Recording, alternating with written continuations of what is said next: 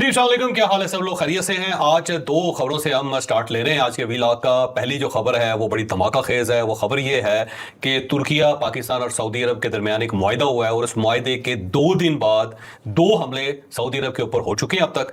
और इन हमलों के बाद क्या तुर्किया और पाकिस्तान की फौज अब सऊदी अरब जाके उनका जो हमलावर है उनका मुकाबला करेगी या नहीं करेगी, बड़ा सवाल है। आगे चल के इसकी डिटेल भी आपके सामने रखेंगे कि कहां कहां हमले हुए और अब इस दिफाई मुआहिदे के मुताबिक कब पाकिस्तान की फौज वहां जाएगी और तुर्किया की फौज कब वहां पे जाएगी। एक सवाल है जो सारे लोग इस वक्त पूछ रहे हैं। ये आगे चल के पूरी डिटेल हम आपको बताएंगे। इसके साथ साथ जो दूसरा वाकया है जो बड़ा इंपॉर्टेंट है वो है आयतुल्ला मुज्तबा खामनाई साहब की वीडियो का आना। ईरान ने उनकी एक वीडियो रिलीज की है जिसके अंदर वो फर्श के ऊपर बैठे हुए हैं और उनके सामने कुछ लोग बैठे हुए हैं और वो उनसे बाकायदा गुफ्तगू कर रहे हैं, उनको कुछ बता रहे हैं और जो सामने लोग मौजूद हैं वो सर हिला के उनसे अपनी मोहब्बत का इजहार कर रहे हैं। अब यहाँ पे दो सवाल पैदा होते हैं। एक तो क्या मुज्तबा खामनाई साहब की एक ताज़ा तरीन ये वीडियो है और अगर ये ताज़ा तरीन है तो इस वीडियो के अंदर वो मुकम्मल सेहतमंद नजर आ रहे हैं, किसी जगह कोई जख्म नहीं है। जो कहा जाता था कि उनका आधा चेहरा जो है वो जख्मी हो चुका है और इसलिए उसकी प्लास्टिक सर्जरी की जा रही है, इसीलिए वो किसी के सामने नहीं आ रहे। दूसरा ये भी क्लेम किया जा रहा था कि उनकी एक टांग जो है वो कट गई है इस हादसे के अंदर या इस अटैक के अंदर और अब वो उस टांग के जरिए चल नहीं पा रहे और उनकी एक मसनूई टांग जो है वो लगाई गई है। साथ ये भी बताया गया था कि उनकी कमर जो है वो भी बुरी तरह मजरू हुई है और अब उन्हें उठने और बैठने में मसाइल का सामना। लेकिन ये जो वीडियो है इसमें तो बिल्कुल नॉर्मल लगते हैं क्योंकि ना उनका जो चेहरा है वो जख्मी नजर आता है किसी जगह पे, ना उनकी टांग का कोई मसला नजर आता है और ना ही उनके पोस्चर के अंदर कोई ऐसी चीज है कि जिससे कहा जाए कि जी ये बहुत जख्मी है और या फिर इनको उठने बैठने में कोई मसाइल का सामना है। दूसरा वो जमीन के ऊपर बैठे हुए हैं और जमीन के ऊपर जब इंसान बैठता है तो वो मुकम्मल सेहतमंद हालत में बैठ सकता है। वैसे ऐसा मुमकिन नहीं है कि आप जमीन के ऊपर बैठें और आपकी जो टांग है वो अगर नॉर्मल हो या एबनॉर्मल हो तो पता ना चले, या आपको जो चेहरा है उसके अंदर उसके ऊपर खिंचाव महसूस ना हो या फिर आपकी जो कमर है उसके अंदर कोई तकलीफ ना हो। ये मुमकिन नहीं है। अगर कमर खराब है तो डेफिनेटली फिर आप कुर्सी पे बैठते हैं। अमूमन आपने देखा होगा कि लोग जब नमाज पढ़ने के लिए जाते हैं मस्जिद के अंदर तो उस वक्त भी कुर्सियों के ऊपर बैठते हैं। बल्कि पिछले दिनों एक बड़ा दिलचस्प किस्म का कमेंट मैंने देखा और ये सोशल मीडिया के ऊपर बड़ा वायरल था। एक साहब ने ये कहा कि अगर ये मस्जिदों के अंदर कुर्सियों वाला ये सिलसिला इसी तरह चलता रहा और इस रुझान को रोका ना गया तो मस्जिदें जो है वो चर्च जैसी शक्ल अख्तियार कर जाएंगी, सारे लोग बेंचों पे बैठे होंगे या फिर कुर्सियों के ऊपर बैठे होंगे। ये वैसे कमेंट था जो मैंने उस वक्त देखा और मुझे थोड़ी सी हंसी भी आई। लेकिन इसके साथ साथ एक फैक्ट ये है कि जो मुसलमान है ये आखिरी हद तक कोशिश करता है कि नमाज नॉर्मल तरीके से अदा की जाए, लेकिन जब वो कोई माजूरी हो जाए या हड्डियों के अंदर दर्द हो जाए या ज्यादा बुजुर्ग हो जाए और वो सजदा करने में, रकू करने में या जमीन के ऊपर बैठने में उसके कोई मसाइल सामने आने शुरू हो जाए, तिब्बी मसाइल सामने आ जाए तो फिर वो डेफिनेटली कुर्सी पर जाता है। और ये इस्लाम के अंदर इसकी मुकम्मल इजाजत है कि आप कुर्सी के ऊपर भी बैठ के नमाज पढ़ सकते हैं, लेट के भी नमाज पढ़ सकते हैं अगर आप उठने का काबिल ना हो। और अगर आप प्रॉपर जो पोस्चर है नमाज का वो आप अदा नहीं कर पाते तो आप इशारों से भी नमाज पढ़ सकते हैं। नमाज पढ़ना जरूरी है, वो फर्ज है कि हर सूरत आपने नमाज अदा करनी है। जिस शक्ल में भी आप करें अल्लाह ताला उसको कबूल कर लेता है। ये इस्लाम का बहुत बड़ा मेरा ख्याल है इंसानियत के ऊपर मेहरबानी भी और तोहफा भी अल्लाह ताला की तरफ से कि नमाज जो है वो हर हालत में इंसान पढ़ सकता है, वो किसी भी पोजीशन में हो। तो ये बड़ी जबरदस्त चीज है। लेकिन बहरहाल अगर आपको कोई तकलीफ हो, जिस्मानी तकलीफ हो या फिर कोई चोट लगी हो या फिर आपके ऊपर हमला हुआ हो तो मुज्तबा खामनाई साहब की तरह फिर आप जमीन के ऊपर नहीं बैठ सकते। लेकिन ये जो फुटेज है ये साबित करती है कि वो बिल्कुल सेहतमंद है। लेकिन अब सवाल ये है कि क्या वाकई ये ताज़ा तरीन फुटेज है या फिर ये माजी की एक तस्वीर जो निकाल के या एक क्लिप निकाल के उसको वायरल किया गया है। अब इसको आगे चल के हम डिस्कस भी करेंगे और यहाँ पे एक सवाल ये भी पैदा होता है कि मुज्तबा खामनाई साहब की ये फुटेज जो है इसको रिलीज करने की क्या जरूरत थी और क्या इसका मकसद था। मुझे लगता है कि जो प्रोपेगेंडा किया जा रहा था कि मुज्तबा खामनाई साहब शायद दुनिया में है ही नहीं और उनका नाम ले लेके बहुत सारे अहकामात जो है वो रिलीज किए जा रहे हैं और उसका मकसद ये है कि पासदारान को हौसला दिया जाए, कौम को हौसला दिया जाए। लेकिन उन्हें कोई मिल नहीं सका, किसी ने उनकी शक्ल नहीं देखी, किसी ने उनकी ज़ियारत नहीं की। तो इसका मतलब ये है कि हो सकता है शायद वो दुनिया में मौजूद ही ना हो। तो शायद उस तासुर को ज़ाहिर करना चाह रहे हो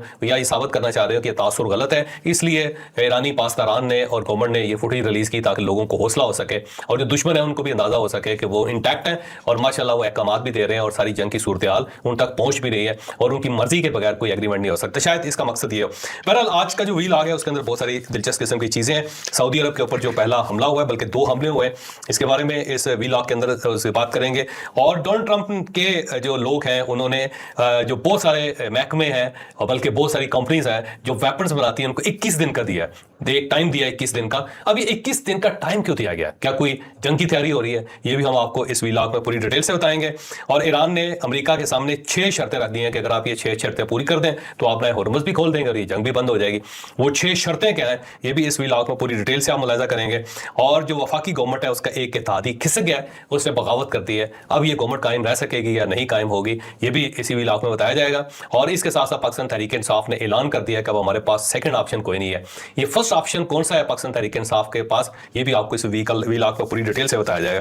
लेकिन व्लॉग की तरफ जाने से पहले मेरी आपसे रिक्वेस्ट है कि चैनल को सब्सक्राइब जरूर कीजिएगा और ये जो बेल आइकन है उसको जरूर प्रेस करें ताकि नोटिफिकेशन आपको मिलता रहे।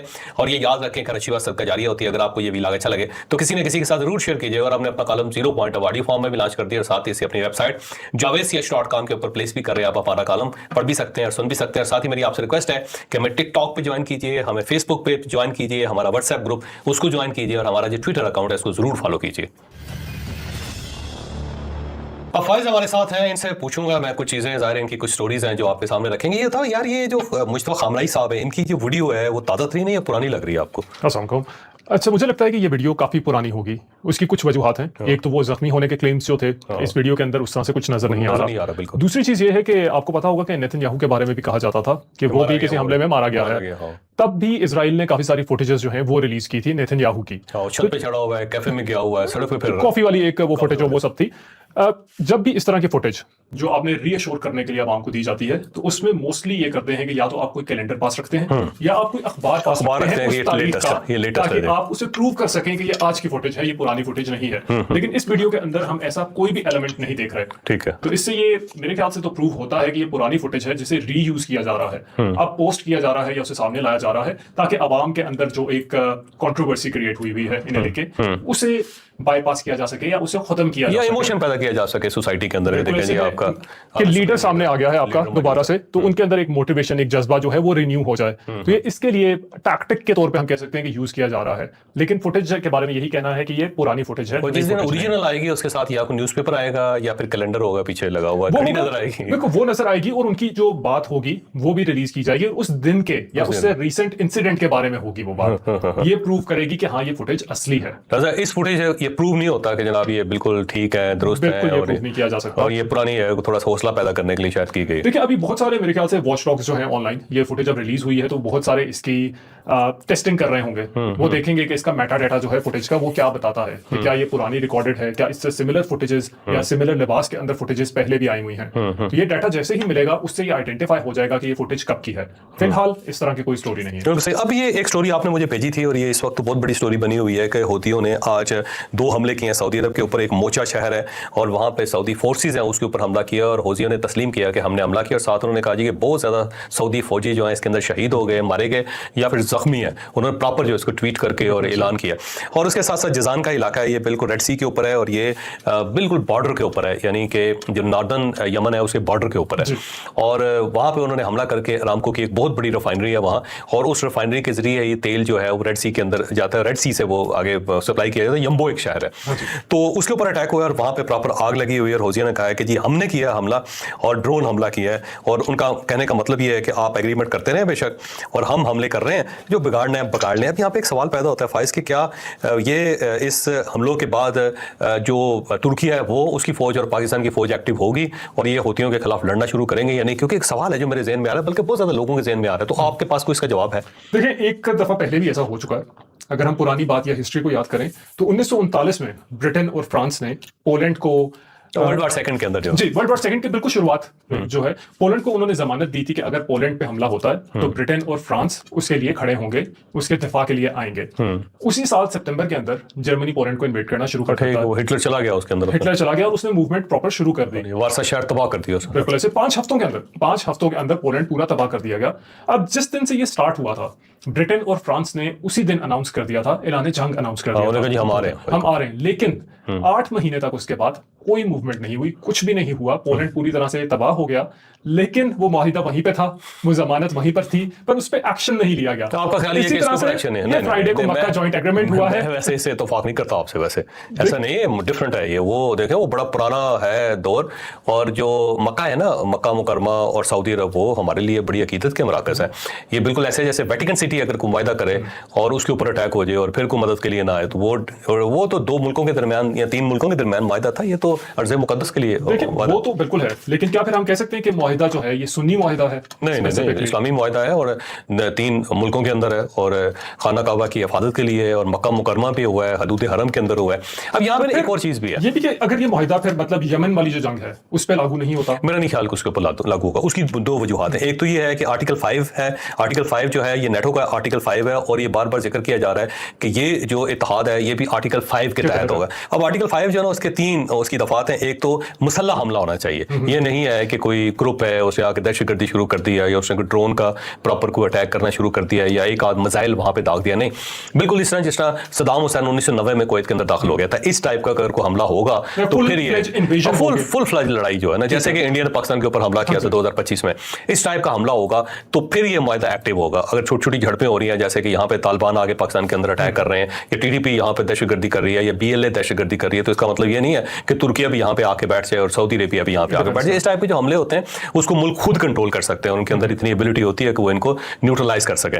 दूसरा ये है कि ये रियासत का हमला रियासत के ऊपर होना चाहिए, यानी एक मुल्क दूसरे मुल्क के ऊपर हमला करे, जैसे कि कोई लीगल मुल्क जो है उनको सूडान कह सकते हैं हम, ईरान कह सकते हैं हम कुवैत कह सकते हैं, हम कतर कह सकते हैं, जो प्रॉपर एक रियासत है और यूएन की तस्लीम शुदा रियासत जो है। मतलब ईरान अगर खुद मिसाइल दागे सऊदी अरब के ऊपर तो तब उसे हमला माना जाएगा, मुसल्लह हमला माना जाएगा। वो रियासत का रियासत के ऊपर हमला जो है प्रॉक्सीज को ये तस्लीम नहीं करता। आर्टिकल 5 जो है ना प्रॉक्सी होजी एक प्रॉक्सी है। और दूसरा ये है कि ये जो नॉर्दर्न यमन है उसको तो यूएन तस्लीम ही नहीं करता, सऊदी अरेबिया भी तस्लीम नहीं करता, कोई मुल्क उसको तस्लीम नहीं करता, सिर्फ जो साउदर्न यमन है उसको तस्लीम किया जाता है, जिसका अदन कैपिटल है और इसका सना कैपिटल है और यहाँ पे होती है और इनको तस्लीम ही नहीं करता जब सऊदी अरब। इसे मेनली वो एक्ट ऑफ टेररिज्म कहेंगे रादर देन जंग, ये वार नहीं है। और तीसरा ये है कि जब मुतासर मुल्क कॉल करेगा, मतलब सऊदी अरब अगर आज तुर्किया को या पाकिस्तान को बुलाता है तो फिर ये मुल्क आएंगे, वैसे नहीं कि उस साइड पे हमला हुआ या किसी जगह आग लगी है, किसी ने हमला किया और इधर से फौजें चल पड़ी, ऐसा नहीं होगा। जब सऊदी अरब ये महसूस करेगा कि अब उसके कंट्रोल से बाहर है चीजें या उसकी फौज मुकाबला नहीं कर पाती तो फिर वो बुलाएगा, तो फिर ये जाएंगे।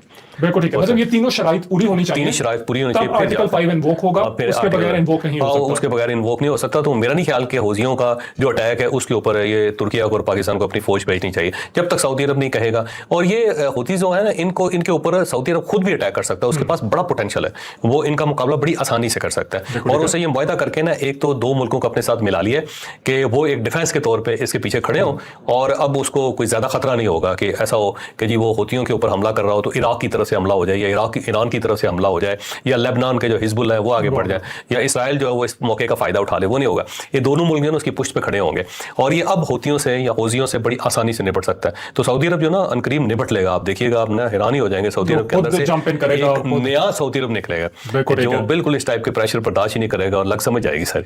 तो ये स्पेकुलेशंस हैं जो हूथियों के अगर ये हमला करेंगे और ये इन्वोक हो जाएगा, स्पेकुलेशन है। स्पेकुलेशन। दूसरा हौजी जो है ना वो बार बार ये साबित करना चाहते हैं कि जी हम बड़े तगड़े हैं, क्योंकि ये ड्रोन हमला है छोटा सा, इस हमले से क्या होता है बड़े-बड़े उन्होंने बल्कि क्योंकि उनके जो फौजी तर्जमान है याया सरे, उन्होंने कहा भी है, एग्जैक्ट ट्वीट उनका जो है, उन्होंने कहा succeeded in targeting the Aramco refinery in Jizan with a drone हमला। और सऊदी रिस्पांस इस पे जो है उन्होंने कहा कि आग को काबू कर लिया गया है, कोई कैजुअलिटीज नहीं हुई और उन्होंने किसी को ब्लेम नहीं किया हमले के लिए, ना उन्होंने रीजनिंग बताई है। अब देखिए, अब जो साउदर्न यमन है ना जिसके पीछे सऊदीज हैं, वहां से हमला हो जाएगा अभी इस साइड पे। बिल्कुल ठीक है, वो जवाब उधर से इसी तरह प्रॉक्सी बाय प्रॉक्सी चलता रहेगा। प्रॉक्सी बाय प्रॉक्सी, यानी अगर ईरान इस साइड से एक्टिव है तो ये साउदर्न यमन को एक्टिव कर देंगे, तो वो प्रॉक्सी के साथ लड़ती रहेंगे, मुल्कों के दरमियान ये मामला होगा नहीं। और बड़े बड़े मुल्क हैं, इनके अंदर ये बड़ी छोटी छोटी चीजें। अच्छा, इसके साथ साथ एक और चीज ये है कि जो ईरान है उसे अपनी शराइत पेश कर दी हैं। 6 शर्तें ईरान ने अमेरिका के सामने रखी है। एक तो उसने कहा जी नाकाबंदी फौरन खत्म की जाए, दूसरा जो उनके ऊपर पाबंदियां लगी हुई हैं, फाइनेंशियल एम्बार्गोज हैं, वो खत्म की जाए,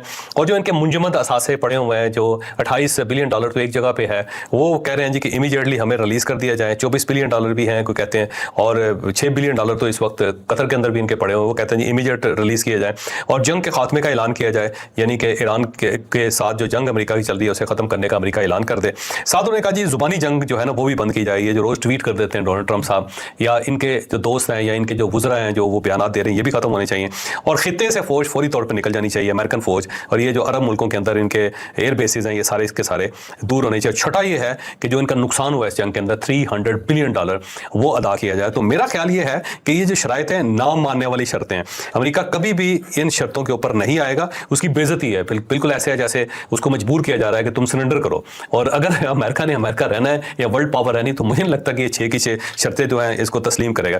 इसके साथ ही फाइज एक और चीज है स्टीव, हाँ जी, इसी में अगर मैं इसी पे ऐड करना चाहता हूँ कि दूसरी तरफ लेकिन ट्रंप जो है उसने निजी तौर पर अपने जो सीनियर एड्स हैं उनके सामने एक ख्याल रखा है। उसने ख्याल ये रखा है कि न्यूक्लियर डील के बगैर ही हम जीत का ऐलान करते हैं। ठीक है, वो एक हमला करेगा, बड़ा भरपूर हमला करके वो कहेगा जी ठीक है जी हमने कर लिया और निकल जाएगा। हाँ, क्योंकि अभी वो यही कहता है कि ये रिज्यूम नहीं कर पाएंगे अपना न्यूक्लियर जो इनका प्रोजेक्ट है, अभी तक इतना हमने डैमेज कर दिया कि ये रिज्यूम उसे नहीं कर पाएंगे, इसलिए जरूरत ही नहीं है और कुछ करने की, ऐसे बहाना बना के ना वहां से निकलने की, जान छुड़वाने की कोशिश कर रहा है। लेकिन उससे पहले इसको इमीडिएटली एक बड़ा हमला करना पड़ेगा। बिल्कुल ठीक है, ताकि दिखाने के लिए कि जी मैंने कर दिया और उसके बाद अब इसकी जरूरत ही नहीं है और मैं जा रहा हूँ यहाँ से, वो ऐलान करके ना निकल जाएगा। ये उसका वे आउट है, ये उसका वे आउट है। वो मेरा ख्याल है ये वे आउट जो है ना एक सेंसिबल वे आउट होता है, इस किस्म का कि आप एक हमला करें, एक बार गर्दों को बाहर नजर आए हर तरफ से, पूरी दुनिया डर जाए, उसे को जी लो मैंने कर लिया और मैं जा रहा हूँ यहाँ से। अब इसी से रिलेटेड एक खबर और भी है, और वो खबर ये है कि वाशिंगटन पोस्ट ने खबर दी है, एक इनके डिप्टी डिफेंस सेक्रेटरी हैं स्टीव फाइनबर्ग हैं, और उन्हें वाशिंगटन पोस्ट को एक्चुअली मेमो मिला है। उन्होंने जो अपनी एक जो दिफाई कंपनीज है ना जो वेपन्स बनाती हैं उनको उन्होंने जो ऑर्डर दिया है वो लीक हो गया और वाशिंगटन पोस्ट के पास आ गया, और उन्होंने जो दिफाई सनत है जो कंपनीज बनाती है, क्योंकि ये ज़हन में रखिएगा कि अमेरिका के अंदर जितने भी हथियार बनते हैं, वेपन्स बनते हैं, इंक्लूडिंग मिसाइल और सैटेलाइट तक, ये सारा का सारा प्राइवेट फर्म्स बनाती है और प्राइवेट सेक्टर बनाता है। इसने जो डिप्टी डिफेंस सेक्रेटरी उसने कहा जी 21 दिन के अंदर ज्यादा से ज्यादा असला आपने बनाना है, यानी आप जो फुल प्रोडक्शन है 24 घंटे करके 21 दिन के अंदर अंदर आपने पाइल अप करना है जो डिफेंस से रिलेटेड चीजें हैं। तो मेरा ख्याल ये है कि 21 दिन डोनाल्ड ट्रंप इंतजार करके उसके बाद कोई खौफनाक किस्म का हमला करेगा और फिर डिक्लेयर कर देगा कि मैं जीत गया और फिर निकल जाएगा वहां से। मुझे लगता है ये 21 दिन जो है ये टाइम बाय कर रहे हैं, पीछे अपनी प्रोडक्शन को स्पीड अप कर रहे हैं वो। और ये ईमेल उन्होंने पिछले बुध को भिजवाया, ये मेमो जो है जो वाशिंगटन पोस्ट के हाथ लगा है, तो तकरीबन जो है 5-6 दिन तो गुजर गए। बिल्कुल ऐसे तो हो सकता है अगले 2 हफ्तों के अंदर ये दोबारा से स्पीड अप हो जाए, जो मुझे लगता है। और साथ ही जो पासदारान है उनका एक इंकलाब गार्ड्स है, उनका जो एक तर्जमान है उसने कहा जी हमारी सारी शर्तें मानी जाएंगी तो तभी आबना हुर्मस खुलेगा, उस वक्त तक ये बंद रहेगा। तो उस साइड से वो ये भी कह रहे हैं। और उनके फौज के जो बड़ी फौज के कमांडर हैं ब्रिगेडियर जनरल अली जहान शाही नाम है उनका, उन्होंने कहा जी उन्होंने खबरदार किया अमेरिका, क्योंकि अगर अमेरिका का कोई सोल्जर यहाँ ईरानी सरजमीन के ऊपर उसने कदम रखा तो वो जिंदा वापस नहीं जा सकेगा। तो इस टाइप की उन्होंने कहा जी, साथ ही उन्होंने कहा जी हम भरपूर जवाब देंगे अमेरिका को। तो इस साइड से भी बहुत ज्यादा खबरें जो है वो आ रही हैं और पासदारान जो है बहुत ज्यादा एक्टिव हैं। यहाँ पे एक और बड़ी दिलचस्प खबर है, वो ये है कि शारजा जो है उसने नया रूट बना लिया, आबना हुर्मस को उसने बाईपास कर दिया है और ये बाहर से जो तजारत है उसके लिए नया रूट बना है। और ये खलीज ओमान के अंदर एक खोर फकान एक जगह का नाम है, पोर्ट है, और उससे उसने एक शिप मंगवाया और ये शिप जो है ना चाइना से आया और अगले 3-4 दिन के अंदर ही आ जाएगा और गाड़ियां आ रही हैं चाइना से। तो शारजा का ये अगर रूट कामयाब हो जाता है तो फिर दूसरे मुल्क भी मेरा हो सकता है शायद शारजा का रूट इस्तेमाल कर लें और इसी पोर्ट को इस्तेमाल कर लें और अपना हुर्मस बंद रहे तो अरबों को खास फर्क ही नहीं पड़ेगा। और ये उन्होंने एक पैरेलल जो सेटअप है वो बनाया, सऊदी अरब भी बना रहा है कि यम्बू की साइड से वहां से वो अपना सारा तेल जो है उसको सप्लाई कर दे ताकि अपना हुर्मस के ऊपर ईरान बैठता है तो बैठा रहे। इस टाइप का भी एक कुछ है। साथ साथ ईरान से खबर आई कि 40 रोज के अंदर जो उनकी जंग थी उसके अंदर 3519 लोग शहीद हुए हैं, हलाक हुए हैं, और उसमें ये जो ताज़ा जंग है उसका जो फिगर शामिल नहीं है। और इसके अंदर 38 ऐसे बच्चे हैं जिनकी उम्र 5 साल से कम है। जंगें जो होती हैं इतनी तबाही फैलाती हैं। साथ ही जेडी वैंस ने कहा है कि मुज़ाकरात के अंदर ईरान से जो मुज़ाकरात उसमें पेशरफ्त हुई है लेकिन तनाज़ा अभी ख़त्म नहीं हुआ। वो ये तस्लीम कर रहा है कि तनाज़ा अभी मौजूद है और जब तक जो ईरान है मामलात को सेटल नहीं करेगा उस वक्त तक ये सारे मसले जो हैं इसी तरह चलते रहेंगे। अब इसके साथ साथ जनाब 4 खबरें पाकिस्तान से रिलेटेड है वो भी आपके सामने रखते हैं। एक तो सोमाली जो ऐसे लोग हैं जो समंदर के अंदर जहाज़ अगवा करते हैं, बहरी जहाज़ अगवा करते हैं और इनको बहरी कज़ाक कहते हैं हम। वो बहरी कज़ाक जो हैं उन्होंने 110 दिन पहले पाकिस्तान का एक जहाज़ था जो आयल लेके जा रहा था, तेल बरदार जहाज़ था, उसको उन्होंने पकड़ लिया था, यकमाल बना लिया था। उसके अंदर पाकिस्तानी भी शामिल है। 17 से लेके 19 उसका अमला के लोग हैं जिनमें से 10 पाकिस्तानी हैं और इनकी वीडियोस जो हैं वो बहुत सी जगहों पे आती हैं और कहा जाता है कि जी आप इनको $3 मिलियन दे दें क्योंकि जो बहरी कज़ाक है वो $3 मिलियन मांग रहे हैं और फैमिलीज बहुत ज़्यादा परेशान हैं 10 पाकिस्तानियों की, लेकिन अभी तक रकम का बंदोबस्त नहीं किया जा सका। 12 अप्रैल को इन्होंने इस जहाज़ को यकमाल बनाया था और अभी तक पाकिस्तानी 21 अप्रैल को के पास जहाज पाकिस्तानी नहीं है, अमला लेकिन बीच में पाकिस्तानी है। ठीक है, ठीक। और जहाज कोई और है और आयल बरदार जहाज है जो ये तेल लेके जा रहा था। एक और खबर मुस्तफा कमाल साहब की है। मुस्तफा कमाल साहब MKM के साथ इनका ताल्लुक है, वजीर भी है वफाकी गवर्नमेंट के। इन्होंने कहा कि जब पाकिस्तान बना था तो 4 करोड़ आबादी थी, उस वक्त 4 सूबे होते थे, अब 24 करोड़ आबादी हो गई है और सूबे मुसलसल 4 हैं तो सूबे ज्यादा बढ़ने चाहिए। उन्होंने कहा जी इंतजामी यूनिट्स जो है वो बनने चाहिए और जहां पर भी तहरीक चलेगी MKM उसका हिस्सा बनेगी। तो इसका मतलब ये हुआ कि जो इत्तेहादी हैं गवर्नमेंट के, वो खिसक गए हैं और ये बड़ा इत्तेहादी है। ये अगर निकल गया या खिसक रहा है तो इसका मतलब ये होगा कि अंदर से बगावत जो है शुरू हो गई है। और मुझे लगता है कि इंतजामी यूनिट जो है गवर्नमेंट को बनाने पड़ेंगे, और ये मेरी इंफॉर्मेशन भी है और मेरा एनालिसिस भी है कि ये बहरहाल गवर्नमेंट को करना पड़ेगा, वरना गवर्नमेंट के दाने मुक गए, गवर्नमेंट को निकलना पड़ेगा यहाँ से, ये इसके बगैर मुल्क चल नहीं सकेगा। क्या बिल्कुल ऐसे इंतजामी यूनिट्स जो है अब तेज स्पीड पकड़ रही है ये सारी चीज। बिल्कुल। बलूचिस्तान से खबर आई है कि वहां पे मस्तूंग के अंदर, बोलान के अंदर, वाशिक के अंदर, आवारान के अंदर, सिब्बी के अंदर, खुजदार के अंदर, हरनाई और नौशकी के अंदर ऑपरेशन चल रहा है और BLA के खिलाफ ऑपरेशन चल रहा है। और इस ऑपरेशन में 15 खवारिज जो एक दिन में और मार दिए हैं पाक फौज ने, और बड़े ज़बरदस्त किस्म का ऑपरेशन जो है वहाँ पे जारी है। और इस मरतबा रियासत ने यह फैसला किया हुआ है कि ये जो मॉन्स्टर है इसको ख़त्म करके रहेंगे। अब देखते हैं कि क्या इसका नतीजा निकलता है। आज मेरी सुहेल अफरीदी साहब से मुलाकात हुई, जो खैबर पख्तूनख्वा के चीफ मिनिस्टर हैं, और शफी जान साहब ने मुझे कल फ़ोन किया था। उन्होंने कहा जी चीफ मिनिस्टर साहब आपसे मिलना चाहते हैं तो आप आएँ। मेरी उनसे पहली मुलाकात थी, उनके साथ बड़ा मेरा टाइम गुजरा और बड़ा मज़ा आया। और बिल्कुल वाइब्रेंट आदमी है, नौजवान आदमी है और हशाश पिशाश। आज उन्होंने इंटरव्यूज़ भी बहुत दिए और बहुत ज़्यादा मीडिया के लोगों के साथ उनकी मुलाकातें भी हुई। मैं जब गया तो वहाँ पे रिपोर्टर्स बैठे हुए थे और उनसे वो गुफ्तगू कर रहे थे। उसके बाद फेरी उनसे 1-on-1 मुलाकात हुई। बड़ी शानदार मज़ेदार आदमी है और फिर दोबारा मुलाकात जो होगी और उसमें कुछ चीज़ें जो होंगी वो भी आपके सामने शेयर करेंगे। आज जो उनके साथ बात हुई और उसमें उन्होंने कहा कि 27 सितंबर को हम लॉन्ग मार्च करेंगे और ये लॉन्ग मार्च पेशावर से स्टार्ट होगा और इस्लामाबाद आएगा। उन्होंने कहा जी इसके अलावा हमारे पास ऑप्शन नहीं है। शफी जान साहब जो है उन्होंने भी ये कहा है कि 20 लाख लोग जो हैं पेशावर से लेके आएंगे और ये हमारा आखिरी ऑप्शन है, क्योंकि इस ऑप्शन के बगैर इमरान खान साहब से मुलाकात जो गवर्नमेंट नहीं करवा रही। और साथ जो सुहेल अफरीदी साहब हैं उन्होंने बड़े दुख का इजहार किया कि इमरान खान बड़े लीडर हैं और उनसे मुलाकात उनकी फैमिली की भी नहीं हो रही और हमारी भी मुलाकातें नहीं हो रही। मेरा ख्याल ये है कि इमरान खान साहब से मुलाकातें होनी चाहिए, ये उनका हक है। और अगर आप किसी को उसके हक से महरूम रखते हैं तो उसका फ़ायदा कोई नहीं है, नुकसान अलबत्ता उसका हो सकता है। और बाकी मेरा एनालिसिस ये है कि 27 सितंबर से पहले इमरान खान साहब के साथ इनकी पार्टी की और इनकी बहनों की मुलाकातें हो जाएंगी और इन मुलाकातों के बाद ये जो लॉन्ग मार्च है इसकी कॉल वापस हो जाएगी। क्या ख्याल है, लॉन्ग मार्च होगा?